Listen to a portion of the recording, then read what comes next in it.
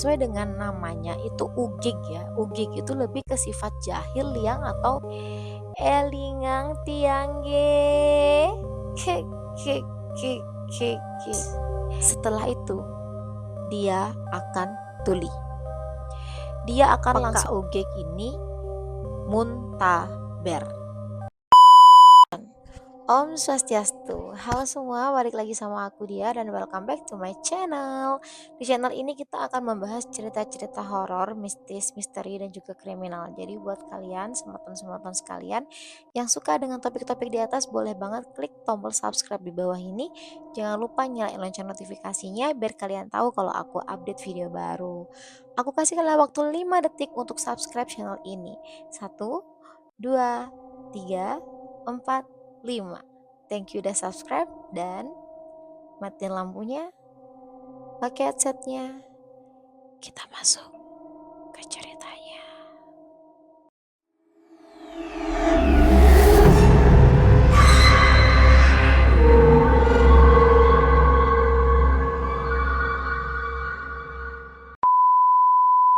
Judul cerita kali ini adalah Lea Ngamah Lea. Gimana tuh maksudnya, ya kan? Nah, jadi di ceritaku yang sebelumnya, yaitu di Lea Ngamah garis keturunan, itu sudah dijelaskan bahwa leak itu ada 2 jenis tipe, yang itu ngiwe atau nengan, yaitu kanan atau ngiri. Nah, di sini di cerita kali ini akan ditunjukkan atau dijelaskan bagaimana peperangan antara 2 Lea ini sehingga menyebabkan salah satunya itu meninggal dunia. Dan di sini juga aku akan memberikan sedikit sudut pandang mengenai Lea nengan atau leak kanan yang dimana beraliran putih dan tidak pernah menyakiti orang lain.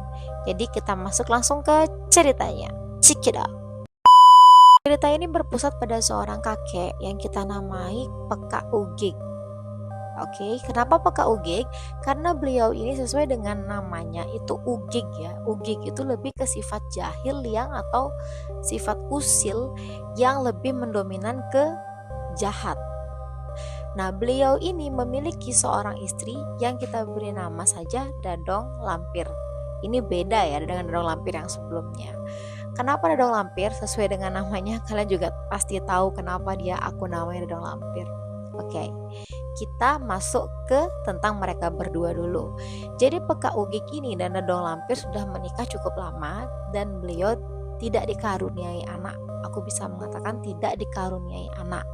Kemudian beliau ini tinggal bersama dengan saudara laki-laki dari Peka Ugig yang memiliki 3 orang anak perempuan. Nah, kisah Peka Ugig ini sangat terkenal karena beliau ini apabila tidak mabuk, ya dalam kondisi normal, beliau ini punya tutur kata yang sangat halus dan cenderung kesopan santun yang luar biasa. Attitude-nya dalam bahasa Bali itu sangat bagus.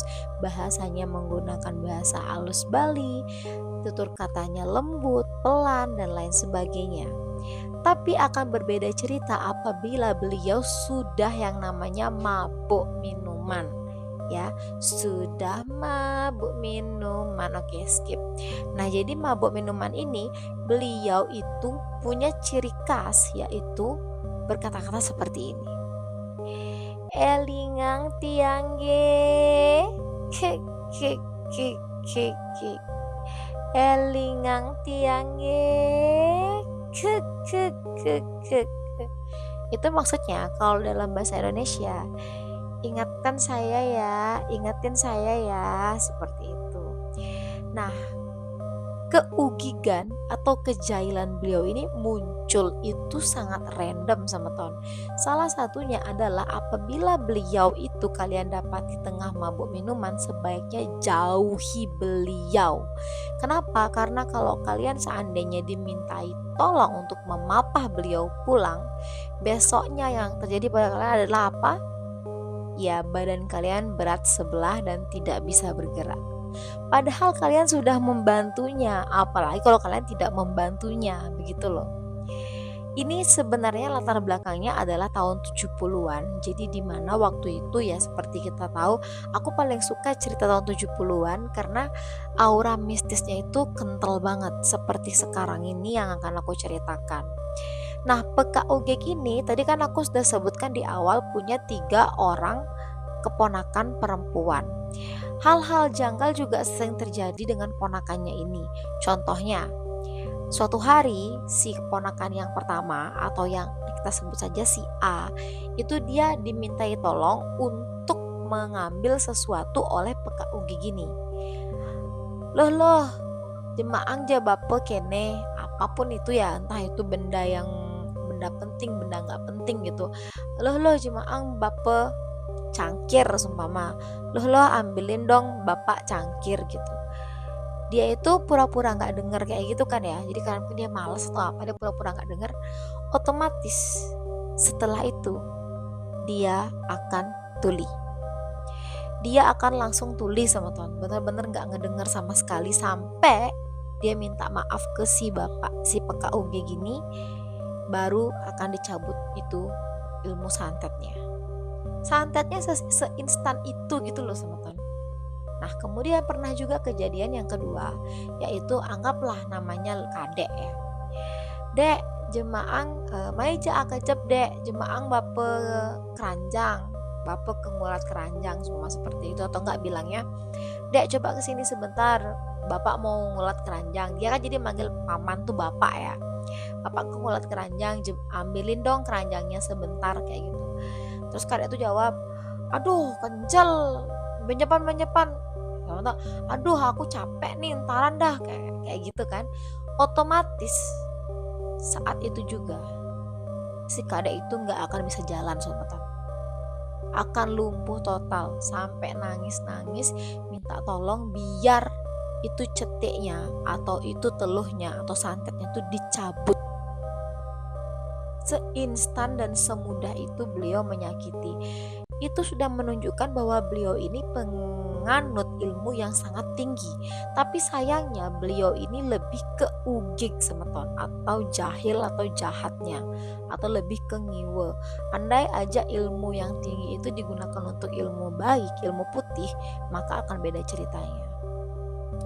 Lanjut, beliau ini kan punya istri. Istrinya ini adalah salah satu orang yang ditakuti juga di desa, yang memiliki ilmu yang gak kalah tinggi dari si PKUG gini.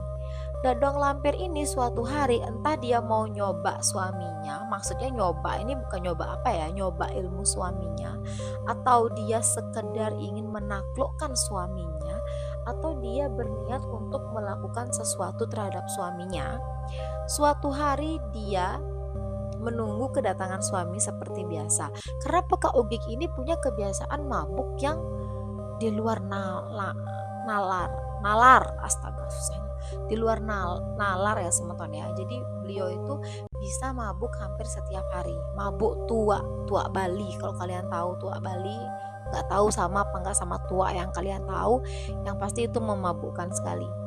Ketika beliau sudah elingang tiang nah itu hati-hati dah tuh. Nah beliau ini pulang dari minum, melewati lah. Jadi kalau rumah, kalian tahu kusen gak sih? Kusen pintu, tahu dong ya, kusen pintu, bingkai pintu. Nah ketika dia melewati kusen pintu itu,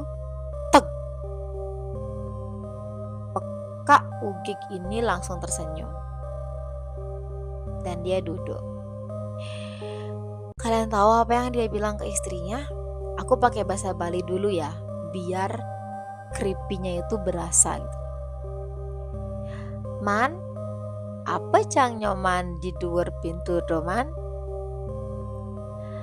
Man, apa yang nyoman taruh di atas pintu itu man? Yen beli amun tuh nak kondena mon apa tuh man? Kalau saya segitu itu belum seberapa itu man. Kena nyomannya kerkengken ya Jani. Maumu itu apa nih sekarang? Nah, si istri yang tahu ternyata suaminya tahu dia menaruh sesuatu untuk menaklukkan suaminya di atas kusen itu, hanya bisa terdiam, gak bisa ngomong apa. Dan si PKUG ini melanjutkan kata-katanya, Mulai bemoman, mulai benyoman uleng dini, menggedi benyo uli nyoman uleng dini. Beli sing kengken sing, walau mulai benyoman. Ya udah kamu pulang aja dah ke rumah bajangmu, ke rumah asalmu. Aku nggak apa-apa, aku nggak marah, kamu pulang aja. Dengan seketika ketika diusir saat itu juga, Dadong Lampir itu langsung mengemasi barangnya dan pulang ke rumah bajangnya sendiri. Kenapa? Karena dia tahu kalau dia bertahan di sana, otomatis dia akan dihabisi oleh Peka Uge gini. Mumpung dia lagi baik ya kan, akhirnya Dadong Lampir cabut ngacir pulang ke rumahnya.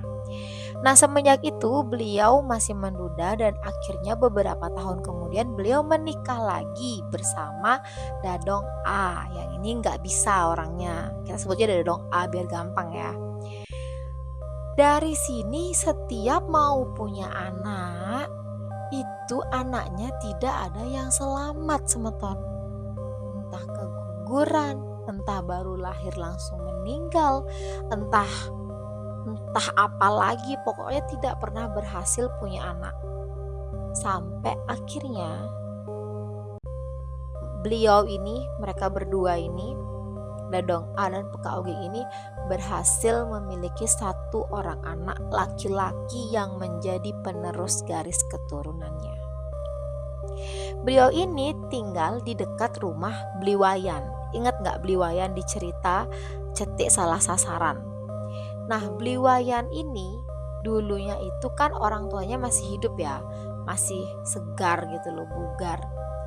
Kalian tahu nggak apa yang terjadi sama keluarganya Bliwayan? Kenapa beliau bisa yatim piatu? Di sini itu akan aku ceritakan. Jadi Bliwayan ini dulunya itu orang ada bapaknya ada ibunya.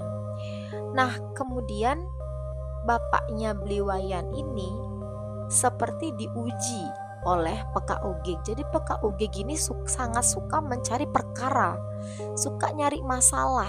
Biar apa? Biar dia punya alasan untuk menyakiti atau membunuh orang lain. Seperti contohnya ke bapaknya Bliwayan. Masa iya jam 2 pagi minta ayam orang? Dia datang teriak-teriak, Man, ini siapa sih? Jam 2 pagi semeton minta ayam. Nah orang kan terganggu ya. Karena merasa terganggu, akhirnya Peka A, kita sebut aja Peka A, bapaknya Bliwayan ini, ya akhirnya marah dong. Akhirnya membentak dengan kata-kata kasar, bahasa Bali kata kasar, dan sumpah serapah. Dengan tersenyum, si Peka Uge ini berkata, nah mana? Kalian tahu apa yang terjadi besoknya kepada Bapak Bliwayan? Beliau didapati terbujur kaku di rumahnya dengan kondisi mata melotot. Entah apa yang terjadi malam itu setelah pembentakan itu, yang pasti beliau meregang nyawa dengan tidak lazim dan juga dengan keadaan yang mengenaskan. Begitu pula dengan ibunya Bliwayan ini. Selang beberapa lama ibunya ini sakit dan sempat berteriak histeris di kamarnya dan meninggal dengan keadaan yang sama, yaitu terbujur kaku dengan mata melotot. Semenjak itulah Bliwayan ini yatim piatu. Oke, kita kembali ke ceritanya sekarang. Jadi itu sekilas atau kurang lebih kesaktian dan kemampuan dari si Peka Uge ini. Jadi teman-teman udah kebayangkan seberapa sakti ini orang. Nah, orang semua itu kalau udah beliau keluar rumah, tidak ada yang berani sama sekali untuk keluar rumah. Apalagi berpapasan dengan beliau, gak ada yang berani. Jadi jam-jam sore itu, jam-jam dia pulang itu adalah jam-jam yang paling dihindari oleh masyarakat setempat. Karena membantu kalian sakit, gak membantu kalian makin sakit. Nah, bingung gak ketemu orang kayak gitu? Toksik ya, bahasa sekarang itu toksik gitu loh teman-teman. Suatu hari ada yang namanya Peka Nyoman. Nah, Peka Nyoman ini adalah orang yang katanya punya ajian atau ilmu nengen atau nganan, yang dimana itu dibuktikan karena banyak yang mengatakan bahwa beliau ini sakti sekali, tapi kesaktiannya tidak pernah dipergunakan untuk menyakiti orang lain, sama sekali tidak pernah yang namanya kayak usil kepada orang lain. Usilnya itu usil normal ya semeton ya, seperti contohnya begini, beliau kan punya dokar, kalian tahu dah dokar, andong, cikar, sama ada itu kan, beliau punya itu. Kadang-kadang kudanya itu dilepas, disetre tengah malam, jadi orang ngira itu kejadian, padahal itu kuda beneran, kayak gitu. Jadi beliau ini tidak pernah mencari perkara dengan siapapun juga. Beliau ini kebetulan bertetangga dengan si Peka Ugeg ini di Abian, ya kan. Beberapa kali Peka Nyoman ini ditakut-takuti atau ditunggu dengan berupa bukan manusia tapi macan gading, macan kuning, macan yang warnanya kuning emas menyala itu loh. Nah, awalnya pertemuan pertama mereka dia cuma menggeram, ya dibiarin dong sama Peka Nyoman, yang ngapain, mungkin orang baru bisa lagi testing gitu kan, ditinggal. Berikutnya ketemu lagi masih menggeram, sampai bertemu yang berkali-kali. Tiba-tiba Peka Nyoman ini disagrep atau didakep atau mau dicakar oleh si macan gading ini. Awalnya Peka Wayani nggak tahu ini siapa, ya kan. Sampai akhirnya ketika mereka beradu ilmu, di situ terjadi perkelahian ya semeton ya. Akhirnya Peka Wayan tahu bahwa ini adalah Peka Ugeg. Diambilnya ekor dari macan itu dan dibantingnya. Jadi rumahnya itu dekat dengan tebing ya semeton. Dibantingnya ke tebing itu berkali-kali, pak, sampai akhirnya tuh kayak Peka Nyoman ini kayak membabi buta gitu loh semeton. Membabi buta mengambil ekornya dan dibanting ke sana ke sini itu macan. Nah, setelah selesai pertarungan itu, macan itu nggak tinggal diam loh sebelumnya semeton. Dia berusaha mencakar dan menggaruk Peka Nyoman, tapi Peka Nyoman itu seperti bisa hilang seketika gitu loh, bisa teleport. Jadi tidak berhasil didapatkan oleh si macan gading ini, malah yang ada dia yang kena hajar habis-habisan oleh Peka Nyoman ini. Akhirnya apa? Akhirnya macan itu sirna, hilang begitu saja. Nah, Peka Nyoman udah tahu nih, oh ini orangnya nih yang ngetes saya nih. Peka Nyoman ini adalah orang yang selai semeton, selai dan santai dan slow sekali. Tapi beliau ini punya ilmu tingkat tinggi yang orang-orang juga sangat yakin gitu loh, sangat yakin bahwa ilmunya ini tingkat tinggi. Tapi beliau tidak pernah ngerupa semeton, tidak pernah merubah wujud, tidak pernah. Ya. Berselang satu hari, tiba-tiba Peka Ugeg ini muntaber. Tapi yang dimuntahkan dan dikeluarkan itu semuanya adalah darah. Beliau akhirnya menghembuskan nafas terakhirnya di hari kedua sakitnya. Masyarakat itu bingung antara mau kasihan atau mau seneng semeton. Karena dengan meninggalnya beliau artinya teror atau ketakutan masyarakat untuk keluar malam itu sedikit berkurang. Jadi masyarakat itu ya ada senengnya sih ya dengan meninggalnya beliau, karena semeton, seperti yang semeton ketahui bahwa setiap orang yang punya ilmu leak tingkat tinggi itu meninggalnya susah. meninggalnya susah sekali, sehingga mereka itu harus punya pewaris yang harus mewarisi ilmunya, atau ada satu teknik yang nanti akan aku ceritakan di cerita selanjutnya, mungkin teknik bagaimana cara untuk melepaskan ilmu penglihatan itu tanpa harus yang namanya mewariskan dengan seseorang atau sesuatu. Aku juga ada cerita yang mengenai mewarisi ilmu seperti itu, nanti kita akan bikin videonya. Kita kembali ke cerita ini dulu. Masyarakat tuh udah takut banget, aduh ini peka UG gini berapa lama sih bakal hidup, karena kalau beliau ada masyarakat itu nggak tenang, nggak bisa menemukan ketenangan dan kedamaian lah, sehingga beliau ini menjadi ketakutan atau momok tersendiri di dalam masyarakat. Tapi setelah berita meninggalnya beliau, mereka juga penasaran, siapakah orang yang bisa membunuh Peka Ugeg ini? Kita masuk saja ke endingnya. Cetit. Jadi ternyata Peka Ugeg itu bercerita kepada salah satu seorang sahabatnya yang kita sebut saja Pak Nengah ya. Dia bilang, "Ngah, Cinawang," ya bahasa Bali lagi nih ya kan. "Ngah Cinawang, kenapa Ugeg mutah mising? Ngah, kamu tahu kenapa si Peka Ugeg ini mutaber?" "Kenapa cu?" katanya. Cu itu lebih ke panggilan kakek gitu loh. "Kenapa cu?" Jawabannya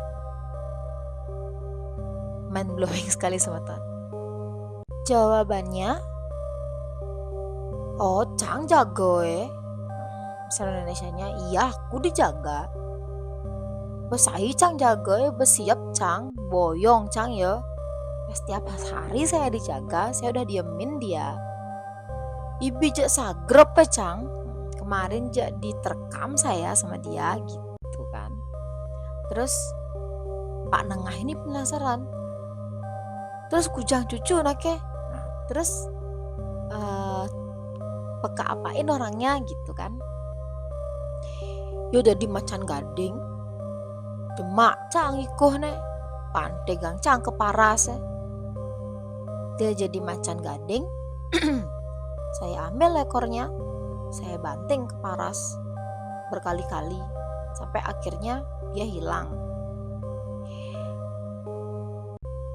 Bapak Nengah ini tahu dan sadar bahwa tingkatan ilmu dari Peka Ugeg ini bukan tingkatan ilmu rendah. Ini bukan ilmu main-main. Ketika orang bisa sampai menghajar orang dengan ilmu setinggi ini, artinya yang orang yang menghajar ini ilmunya lebih tinggi daripada orang yang dihajar gitu loh teman-teman. Jadi ilmu di penglihatan itu juga punya tingkatan masing-masing ya. Ada satu ayat lontar yang pernah aku baca bahwa di dalam penglihatan itu ada yang namanya kasta. Orang dengan tingkat tertinggi sampai tingkat terendah. Itu aku pernah baca di satu buku, yaitu adaptasi lontar, mengatakan seperti itu, bahwa Lea itu adalah santet, Lea itu adalah desti, tapi di dalam desti itu sendiri ada aturan mainnya yang dimana gak sembarangan kita bisa membunuh atau menyakiti orang. Mungkin kalau orang awam bebas, yang penting kamu sakit hati kamu bisa bunuh dia. Tapi kalau orang yang sama-sama menekuni ilmu penglihatan itu sendiri, mau dia ngambil jalur kiri ataupun jalur kanan, mereka punya kastanya, mereka punya tingkatannya. Kebetulan mungkin Peka Ugeg ini mau ngetes ilmu dan kemampuannya dia dengan cara menyakiti Peka Nyoman. Mungkin dia tidak menyangka bahwa Peka Nyoman ini punya kemampuan yang lebih atau melebihi beliau, melebihi si Peka Ugeg ini. Kenapa? Karena Peka Nyoman ini seperti yang aku bilang tadi, selai banget coy, nggak pernah nunjukin kemampuannya kepada siapa-siapa. Mungkin dari sana si Peka Ugeg ini pede bilang kalau dia nggak bakal bisa ngalahin saya. Tapi ternyata apa? Air tenang menghanyutkan. Pekak Komang yang dikira tenang ternyata jauh lebih sakti darinya. Setelah meninggalnya Pekak Ugeng ini, kehidupan masyarakat jadi lebih baik dan tentu saja rasa takut itu mulai berkurang. Dan Pekat Nyoman ini gimana? Ya dia masih dengan keselayannya semeton, dengan ketenangannya, dengan keseluannya. Nggak ada tuh yang namanya nyakitin orang atau nggak suka sama orang main hajar-hajar aja. Nggak ada tuh yang seperti itu dia. Orangnya benar-benar santai, tenang, selai. Oke. Tapi ada satu yang unik dari Pekak Komang.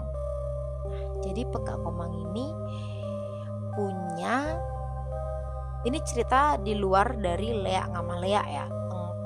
Cerita untuk Leak Ngamaleanya udah sampai sana, yang dimana pengeleaan Pekak Ugeng yang luar biasa itu bisa ditaklukkan oleh ilmu nengen atau ilmu putih dari Pekak Komang yang diyakini bahwa ilmunya lebih tinggi. Oke, sampai di sana aja.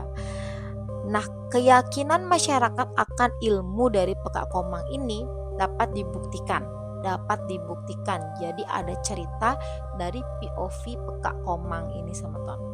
Pekak Komang ini pernah menawarkan sebuah sabuk kepada Bapak Nengah. Jadi, "Ngah, cipang wanen pesu petang-petang neh sabuk. Sujune abe. Ngah, kamu biar berani nih keluar malam-malam nih sabuk. Sabuk itu ikat pinggang ya, ikat pinggang saya bawa kayak gitu."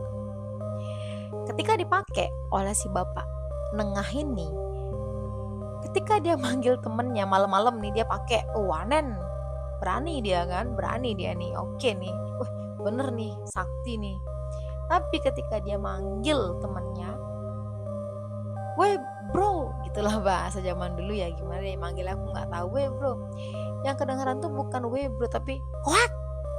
Kayak suara monyet. Ternyata sabuk yang dikasih adalah sabuk pemojogan atau sabuk pemonyetan, yang dimana artinya orang yang memakai sabuk itu akan dilihat atau didengar sebagai seekor monyet semeton. Nah, terus lanjut lagi. Nah, pembuktian yang kedua, dari tadi kita seret banget ya. Pembuktian yang kedua yaitu adalah suatu pesugihan yang diwariskan oleh Pekak Komang kepada anak-anaknya yang perempuan khususnya ya. Pesugihan ini bernama pengeger bangkung buang. Tapi sesuai dengan ilmu nengen yang beliau anut, pesugihan ini itu nggak menggunakan tumbal semeton. Yang menurut info yang diterima ya, balik lagi ini tidak ada yang bisa menjamin kepastiannya karena ini adalah cerita yang diceritakan oleh Pekak Nyoman kepada orang-orang terdekatnya saja. Yaitu di mana anaknya hanya boleh keluar berjualan setelah matahari terbenam.